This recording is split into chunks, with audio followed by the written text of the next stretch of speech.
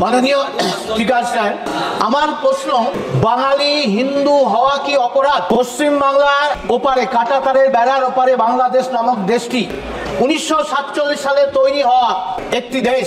সেখানে যেভাবে রাষ্ট্রীয় মদতে বাঙালি হিন্দুদের বেছে বেছে নির্যাতিত হতে হচ্ছে, তাদের মন্দির ভেঙে দেওয়া হচ্ছে, তাদের আর্থিকভাবে তছরূপ করা হচ্ছে, রাতের বেলায় যেভাবে ধরে ধরে নিয়ে যাকে ধর্মান্তরিত করে ইসলাম করা হচ্ছে। Sir, I want to raise a very important issue.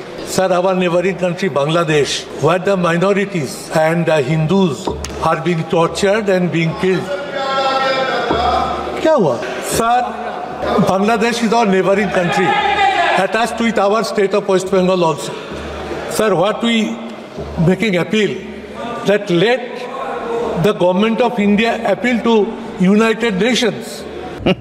মানে নিজের দেশে এত সমস্যা, হাগার জায়গা না, বিশ্বাস করেন। আসসালামু আলাইকুম ওয়া রাহমাতুল্লাহি ওয়া বারাকাতুহু।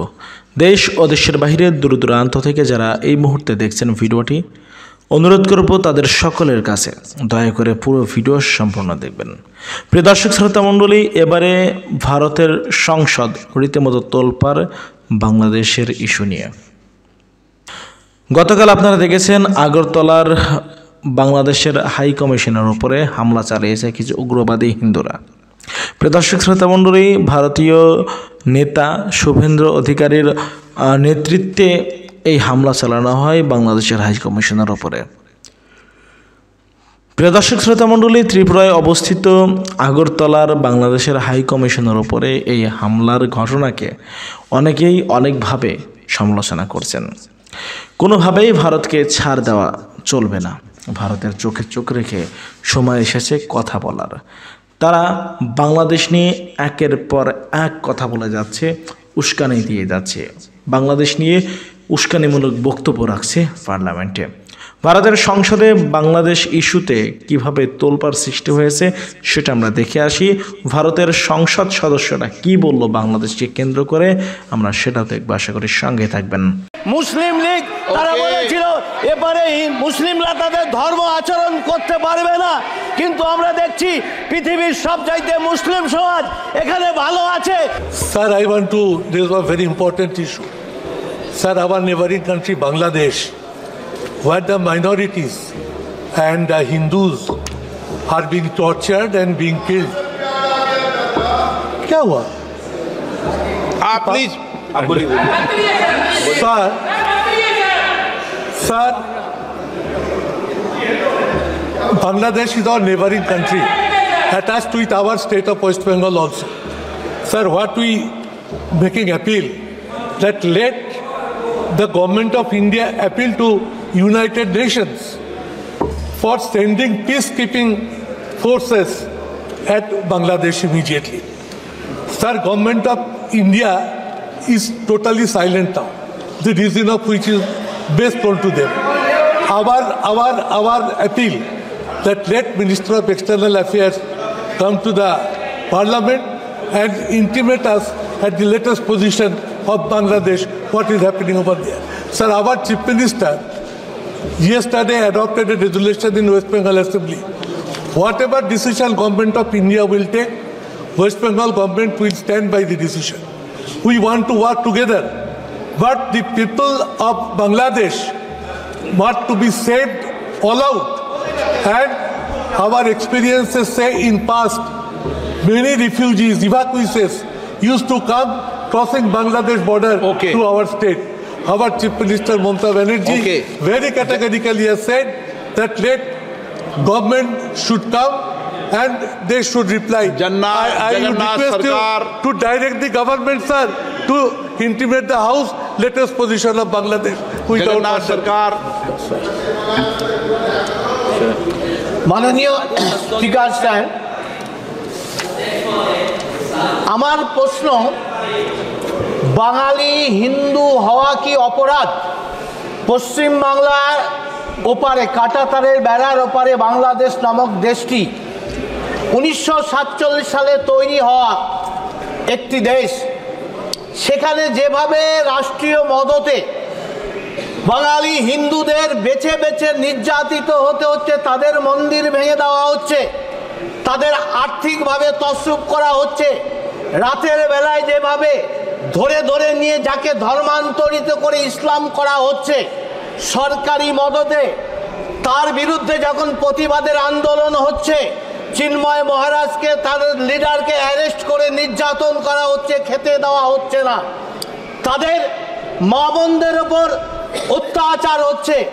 আজকে এইভাবে যদি চলতে থাকে তাদের কি অপরাধ ছিল? ওপার বাংলা এপার বাংলার বাঙালি সমাজ, ভারতবর্ষের স্বাধীনতা আন্দোলনে সবচাইতে অবদান যার বেশি, সেলুলার জেলে চলে যাবেন।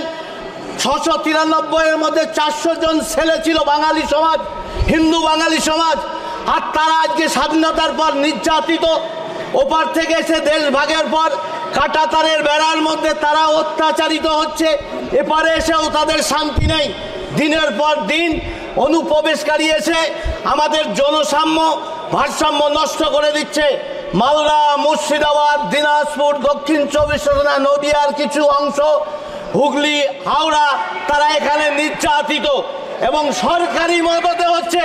এবারে সরকার পর্যন্ত আমরা দেখছি দর্শক হয়ে যাচ্ছে, সরকারি সম্পদ তছনছ করছে, মন্দির ভাঙা হচ্ছে। বেলেডাঙ্গা ইস্যুকে কেন্দ্র করে যেভাবে বাংলায় বিভিন্ন জায়গায়, হাওড়া, উলুবেড়িয়া, বিভিন্ন জায়গায় দাঙ্গা ছড়াচ্ছে সরকারি মদতে। এইভাবে প্রশাসন চলতে পারে না। তাদের অপরাধ কি ছিল? স্বাধীনতা এনে আজকে সরকার কেন নীরব দর্শকের ভূমিকা পালন করছে? তাদের পেছনে দাঁড়ানো উচিত। আজকে যারা দেশ ভাগের জন্য দাবি করেছিল, সেই মুসলিম লীগ, তারা বলেছিল এবারে মুসলিমরা তাদের ধর্ম আচরণ করতে পারবে না, কিন্তু আমরা দেখছি পৃথিবীর সবচাইতে মুসলিম সমাজ এখানে ভালো আছে। আমি সেই যারা দেশ ভাগের পক্ষে সওয়াল করেছিল তারা কেন বলছে না আজকে বাংলাদেশের প্রয়োজন নেই, পাকিস্তানের প্রয়োজন নেই, আমরা মিলে এক হয়ে থাকি, আমাদের দেশ ব্রিটিশ ভাগ করে কে? তাই আমি বলবো কল্যাণদার বোতল তিনি যেমন বলছেন দাঁড়িয়ে যে ওয়াকফ কয়েকজন নামাজ পড়লে সেটা ওয়াকফের প্রপার্টি হয়ে যাবে। তো সংসদের এক কর্নার থেকে একজন যিনি বিধায়ক আছেন তিনি বলতেছেন, সাহাব সাহাব हमारी यहाँ पर हागने का জায়গা নেই, हमको हागने का জায়গা চাই, চাপ চাপ কারা মেতরা। তো আরেকজন বলতেছে সাহাব সাহাব हमारी यहाँ पे शिक्षा নেই, চাপ চাপ কারা মেতরা। বাংলাদেশ में क्या हो रहा है? মানে নিজের দেশে এত সমস্যা, হাগার জায়গা নেই। বিশ্বাস করেন, মানে মুম্বাই খুবই সুন্দর একটা শহর, কিন্তু এলাকার মানুষ বিচে বিচে হাইগা গন্ধাক্ত করে ফেলছে পরিবেশ। সকালবেলা প্রাকৃতিক কর্ম এখনও ভারতের অনেক জায়গায় আপনার দেখা গেছে জঙ্গলে মানুষ করতে। আমরা চাই টয়লেট এক প্রেম কাহানি, ভারত একমাত্র দেশ যারা এরকম ছবি বানিয়েছে।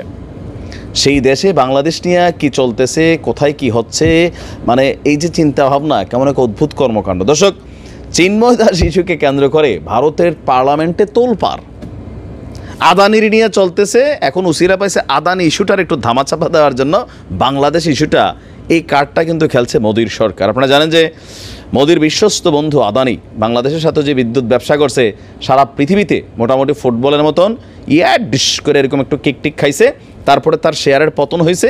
আর বিরোধী দলের যারা আছে তারা এটা নিয়ে তোলপাড় সংসদে। এখন গেল 2 দিন যাবতে চিন্ময় কৃষ্ণা আদানিরে আপাতত সেভ করছে, কারণ সংসদে এখন আলোচনা হচ্ছে বাংলাদেশ পে ক্যা হো রাহা হয়। আপনার গতকালকে ভারতের যে পার্লামেন্ট আছে সেই পার্লামেন্টে ব্যাপক তোলপাড় চলছে বাংলাদেশ ইস্যুতে। অলরেডি জয়শঙ্কর মোদির সাথে আলাদা বিষয়টা নিয়ে কথা বলছে চিন্ময় দাসের ইস্যুতে, তবে কি কথোপকথন হয়েছে সেটা কিন্তু ভারতীয় মিডিয়া প্রকাশ করবে না। বলা হচ্ছে কয়েকজন সংসদ সদস্য বাংলাদেশের সংখ্যালঘু হিন্দু সম্প্রদায়ের উপর কথিত সহিংসতা এবং হামলার ঘটনা নিয়ে প্রশ্ন তুলেছেন মোদির কাছে। মোদিকে আমগো জ্যাঠা লাগে নাকি? বুঝলাম না, মানে মোদি কি করবে? আমাদের দেশে আমরা মারামারি হবে, মানে কেলাকেলি হবে, এখন ভালো হবো, কালকে আবার খারাপ হবো, আবার রাজনীতি করব, আবার আমরা একসাথে খাবো ঘুরবো, তো তোমাদের সমস্যা কি? দেখেন, মানে আলোচনার বিষয় কি? আচ্ছা, তো জবাবে ভারতের পররাষ্ট্র প্রতিমন্ত্রী কীর্তিবর্ধন সিং তিনি সংসদে বলছেন, গত কয়েক মাসে বাংলাদেশে হিন্দু মন্দির এবং প্রতিমা ভাঙচুরের ঘটনার তথ্য শোনা যাচ্ছে। ভারত সরকার এই ব্যাপারে নিজেদের উদ্বেগের কথা জানিয়েছে। কোথায় শুনছ? 2-4টা বিচ্ছিন্ন ঘটনা ঘটেছে, বাট গত 3 মাসে বাংলাদেশে কয়েকশো মাজার ভাঙা সমান করে ফেলছে। ভাঙে নাই? তো এগুলা কি ভারতীয় মিডিয়াতে আলোচনা হয়? গতকালকে তো একটা ভাঙছে, তবে আমি আর এগুলোর পক্ষে না। এই দেশে এত ইমানদার মানুষ নাই ভাই, যে ধরেন একদম আপনি ওর এটা ভাঙ্গা ফেলবেন, ওর এটা ভাঙ্গা ফেলবেন, তারপরে ঠিক 5ই আগস্টের স্টাইলে লুটপাট ডাকাতের গোষ্ঠী হগল। আমি দেখি যে এগুলা মানে একটা জায়গাতে হামলা চালায়, তারপরে যা পারে সব কম্বল খেতা বালিশ সব নিয়ে এরা ভাগে। চোরের জাত হগল এগুলা, যারা এসব করে আমার কাছে। আর মাজার ভাঙতে গেছেন ভাই, লুটপাট করবেন কেন? ডাকাইতের গোষ্ঠী হগল এরকম আছে। তো যাই হোক, এই দেখেন আমরা কিন্তু আমাদের সমালোচনা করছি, তাই না? যেটা ঠিক না। এখন ভারতের মধ্যে বলা হচ্ছে যে এগুলা করতেছে, তো আমি তো বলি বাংলাদেশে গত 3 মাসে 200-250 মাজার বড় মাপের ভেঙে ফেলছে। তো তারা কি সেটারে কম্পেয়ার করছে যে না এই পরিস্থিতিতে আইসা 2-1টা জায়গায় এরকম ঘটনা ঘটতেছে, পাশাপাশি ওইখানেও ঘটতেছে? বাংলাদেশ থেকে সাবেক প্রধানমন্ত্রী তিনিই তো পালাইছেন, প্রধানমন্ত্রী যিনি,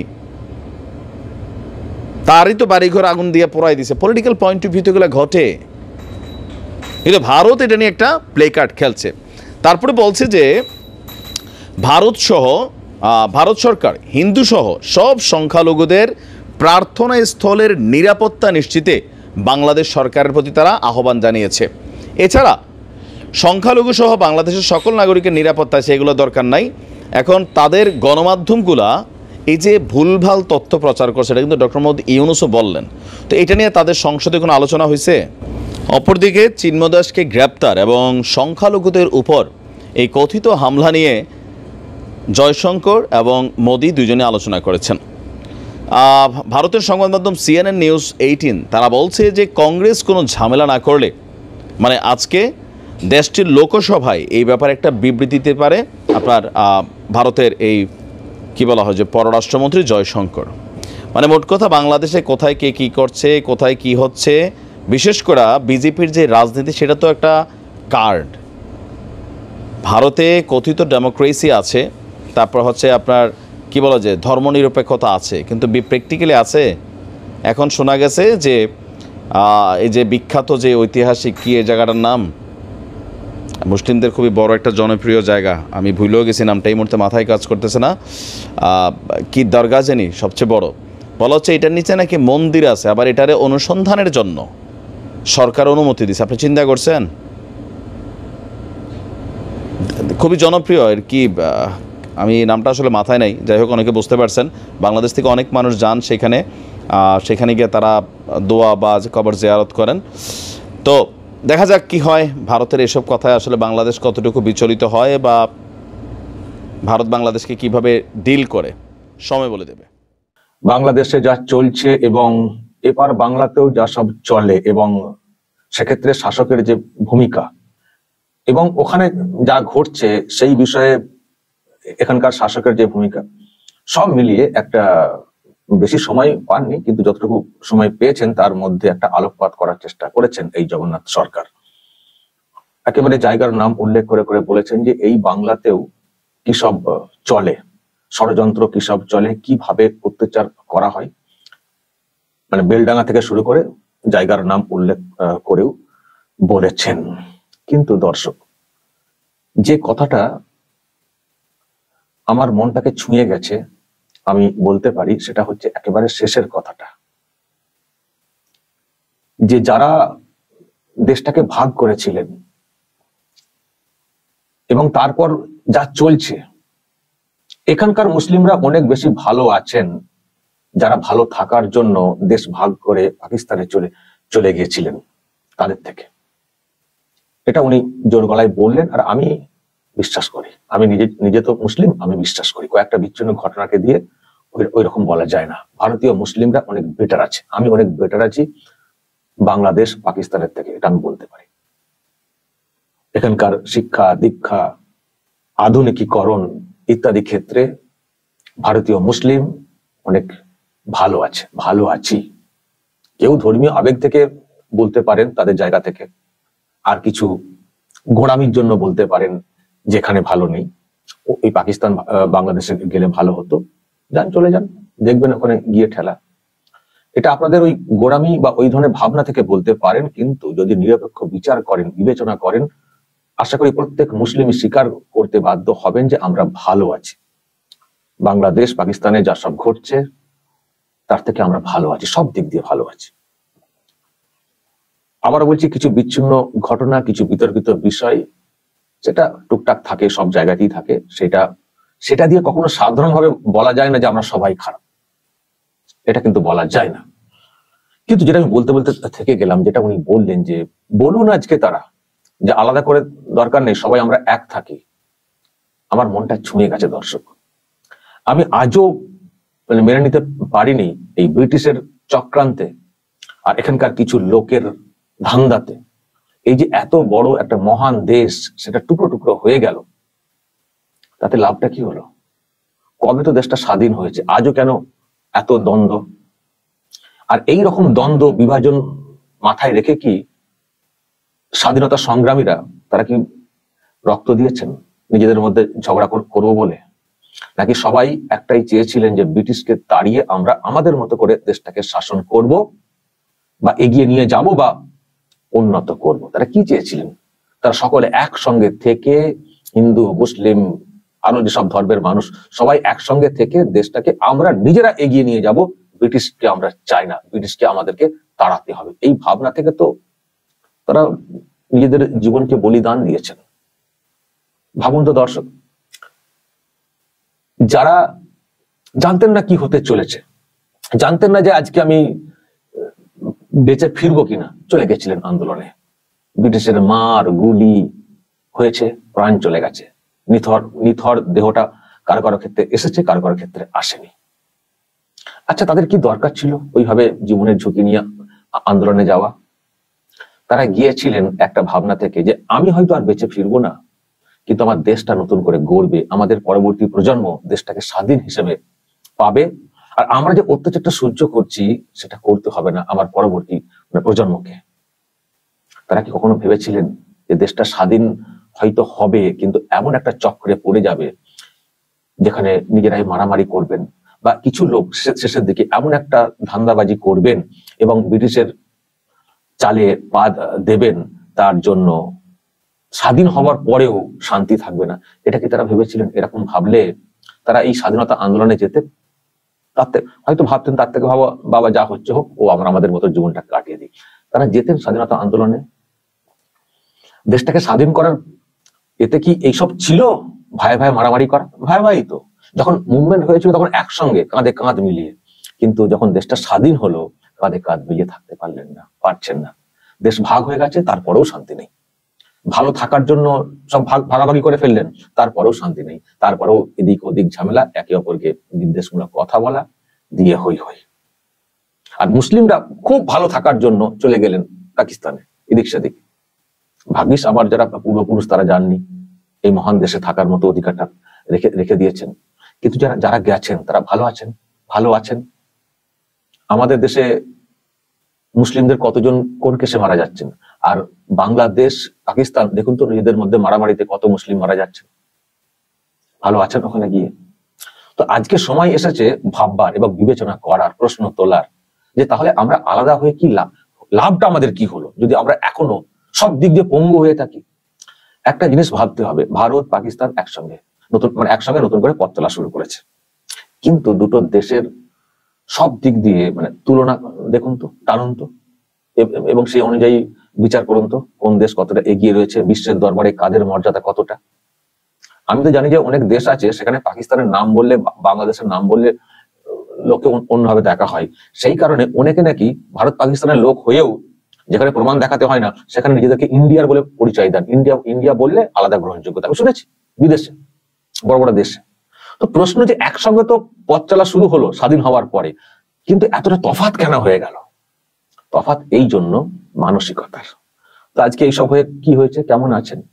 আর যদি মনে করেন যে অন্য ধর্মের লোকেরা থাকবেন না, আমাদের মুসলিমদের থাকার জায়গা, সেটা তো ঠিক হবে না।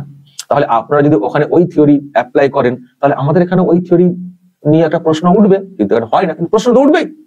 এটাও প্রশ্ন তো উঠছে যে স্বাধীন হওয়ার পরে বাংলাদেশ পাকিস্তানে হিন্দুদের যে পার্সেন্টেজ যেটা ছিল, আর এখন দেখা যাচ্ছে তার থেকে বহু নিচে নেমে গেছে। আর আমাদের দেশে ঠিক উল্টো হয়ে গেছে। স্বাধীনতা ভাগের সময়ে যত এখানে মুসলিম সম্প্রদায়ের লোকজন ছিলেন, এখন তার থেকে বেড়ে গেছে।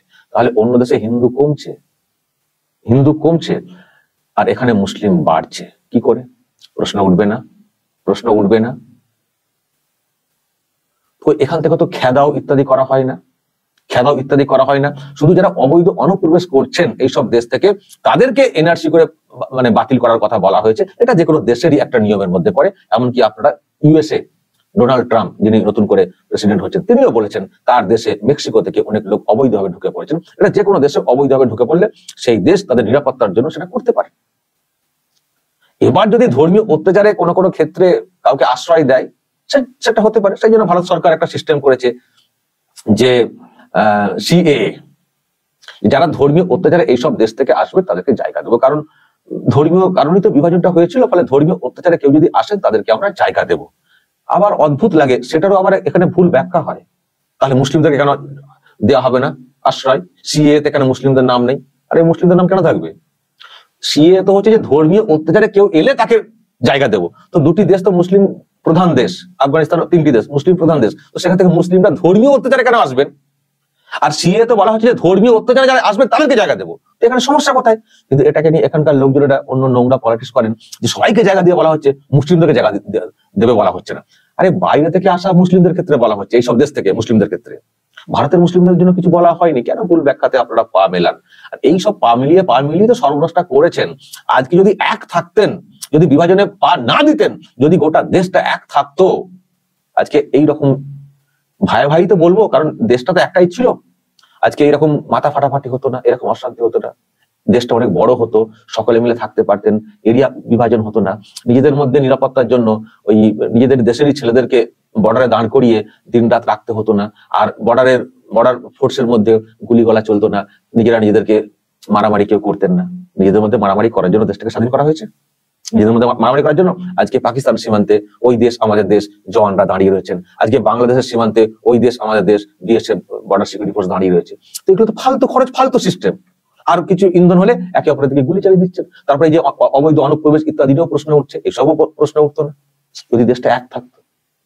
একও থাকলেন না, চলে গেলেন, আবার এখানে ঢোকার চেষ্টা করছেন, ডিস্টার্ব করার চেষ্টা করছেন, আবার কিছু বললেও দোষ, ওখানে অত্যাচার চালাচ্ছেন। স্বাধীন পার্টিশন হয়ে যাওয়ার পরে যারা যে দেশে ছিলেন তাদের সে দেশেই থাকার কথা ছিল, সেখান থেকে নানান অত্যাচারে তাড়িয়ে দিচ্ছেন, এই সব করছেন। দেশের আইন ব্যবস্থাও ঠিক করে রাখবেন না, একজনকে ধরেছেন তিনি একজন আইনজীবী পাবেন না, কি করে হয় এইসব? কি করে হয়? যাই হোক, আজকে অবাক লাগে, ভাবতে হয়। আবার বলছি, আমি লাকি যে আমি ভারতীয়, ভারতের মধ্যে আমার পরিবার থেকে গেছে। আমি বার বলি, আমার পরিবারের লোকজনদের উদ্দেশ্যে বলি, পূর্বপুরুষ কি ভালো সিদ্ধান্ত নিয়েছিলেন যে এই দেশেই থাকবো, এই দেশকে নিজের দেশ হিসেবে রাখবো, ধর্মীয় কারণে অন্য দেশে চলে যাব না। কি দারুণ সিদ্ধান্ত নিয়েছিলেন। আজকে গর্ব করে বলতে পারি আমি ভারতীয়, একটা উন্নত দেশের নাগরিক, এটা বলতে পারি। তো যখন পাশের দেশে ডিস্টার্ব হয়, যখন কারো উপরে আক্রমণ হয়, খারাপ লাগে বই কি। হোক না সনাতনী, আমার নাম হোক না শফিকুল ইসলাম, আমরা তো একই দেশের লোকজন ছিলাম, সবই তো ভাই ভাইয়ের মতো। আজকে পার্টিশন হয়ে গিয়ে হয়তো আলাদা নাগরিক, আলাদা দেশের হয়ে গেছি, কিন্তু কেন এই অত্যাচার হবে? একজন সন্ন্যাসী, মানে এমন একটা দেশ আমাদের ভারত, মানে বিশ্বকে চমকে দেওয়ার মতো, এত ধর্ম, এত মত, এত গোষ্ঠী বলতে গোষ্ঠী বাজি গোষ্ঠী না, মানে এত বর্ণ আছে না, বিভিন্ন আছে, অনেক আছে, ছিল, তার মধ্যেও এত বড় একটা মহান দেশ, গর্বের ব্যাপার ছিল, গর্বের ব্যাপার ছিল।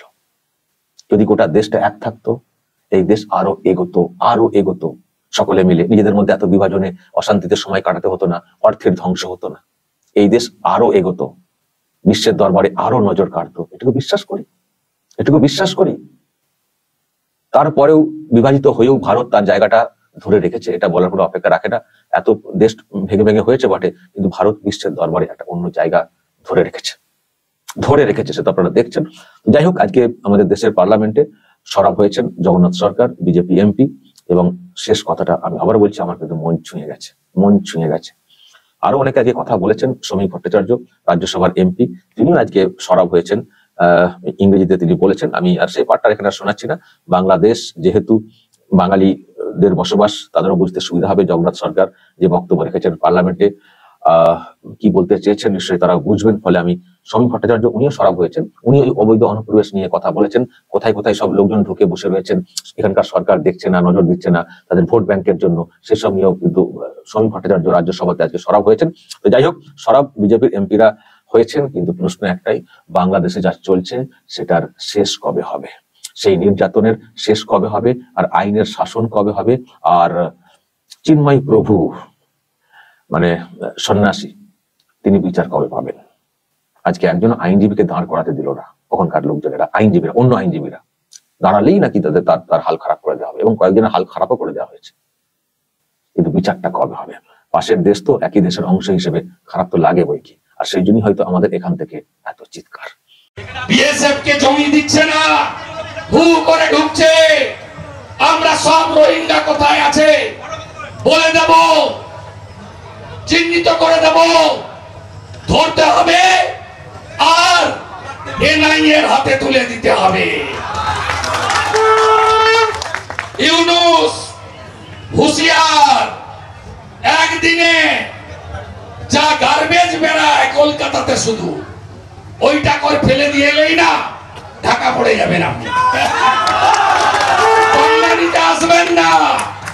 সময় এসেছে, সময় এসেছে, बांटेगा तो एक रहेंगे तो एक रहेंगे तो एक रहेंगे तो एक रहेंगे तो এক থাকার সময় এসে গেছে।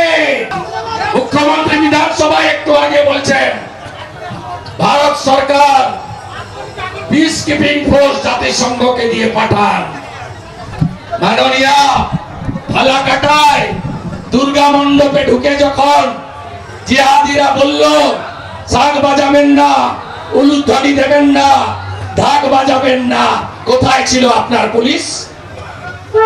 মাননীয় গার্ডেন দিচ্ছে দুর্গা মণ্ডপে ঢুকে বলল গীতা পাঠ, চণ্ডী পাঠ, মন্ত্র উচ্চারণের মাইক বন্ধ করো, কোথায় ছিল আপনার পুলিশ? মাননীয় হাওড়ার শ্যামপুরে 5টা দুর্গা মূর্তি ভাঙলো বিজয়া দশমীতে, কোথায় ছিল আপনার পুলিশ? কার্তিক পুজোয় বেলডাঙ্গাতে সব হিন্দুকে মেরে মন্দির ভেঙে শেষ করলেন, কোথায় ছিলেন আপনি? ওপারে ইউনূস যাহা, এবারে মমতা ব্যানার্জি তাহা। এ লড়াই বাঁচার লড়াই, এ লড়াই টিকে থাকার নয়, অস্তিত্ব রক্ষার লড়াই। সংখ্যা আমরা কমছি, ওরা বাড়ছে। এই দেশ রাশিয়া ইউক্রেনের যুদ্ধ বন্ধ করে 30,000 ভারতীয় ছাত্র ছাত্রীকে মোদিজি বায়ুসেনার প্লেনে একদিনের মধ্যে ফেরত আনতে পারেন। এর নাম ভারতবর্ষ। এই ভারতবর্ষ G20 নেতৃত্ব দেয়। এই ভারতবর্ষ 12তম নয়, আজকের বিশ্বের 4র্থ শক্তিশালী অর্থনৈতিক দেশ। এই ভারতবর্ষ, এই হিন্দু সমাজ আমেরিকার প্রেসিডেন্ট নির্বাচনে ট্রাম্পকে জিতাতে পারে, তাই আমরা ভারতে নয়, আজকে বিশ্বের শক্তিশালী রাষ্ট্র। সম্মানিত বন্ধুগণ, দর্শক শ্রোতা মণ্ডলী, আপনারা দেখতে পারলেন। ব্যক্তিগত মতামত অবশ্যই জানাবেন কমেন্টে, আপনারা কি বলতে চান, আপনাদের কি ওপিনিয়ন, আপনারা কি বলবেন, বলার কি রয়েছে আপনাদের। আজকে কি বলবো, ভারত যা শুরু করেছে তাদেরকে অবশ্যই জবাব দিতে হবে। ভারতকে জবাব না দিলে তারা স্পর্ধা পেয়ে যাবে, তারা পার পেয়ে যাবে। এভাবেই চলতে থাকলে একদিন আমাদের ওপর চেপে বসবে। প্রিয় দর্শক শ্রোতা মণ্ডলী, ভারতের নির্দেশে এই দেশ চলে না, এই দেশকে ভারত পরিচালনা করে। যার যার দেশের অভ্যন্তরীণ বিষয় তাদেরকেই দেখতে দিন, কেন বাইরের দেশের নাক গলাতে হবে? ভারতের যখন মুসলিম ভাইদের উপরে হামলা করা হয়, ভারতে যখন নানা ধরনের বিশৃঙ্খল অবস্থা তৈরি হয়, তখন তো বাংলাদেশ কথা বলে না ভারত ইস্যুতে। তাহলে কেন বাংলাদেশের ছোটোখাটো বিষয় নিয়ে ভারত এত নাক গলায়, এত অস্থিরতা সৃষ্টি করে? কিসের ভয় দেখায় ভারত বাংলাদেশকে? প্রিয় দর্শক শ্রোতা মণ্ডলী, আপনারা জানাবেন আপনাদের মতামত, আপনাদের ওপিনিয়ন, আপনারা কি বলতে চান। আজকের মতো বিদায় নিতে হচ্ছে আপনাদের কাছ থেকে। দেখা হবে আরও অন্য কোনো একটা ভিডিওতে। সে পর্যন্ত ভালো থাকবেন এবং সুস্থ থাকবেন। আল্লাহ হাফেজ। আসসালামু আলাইকুম ওয়া রাহমাতুল্লাহি ওয়া বারাকাতুহু।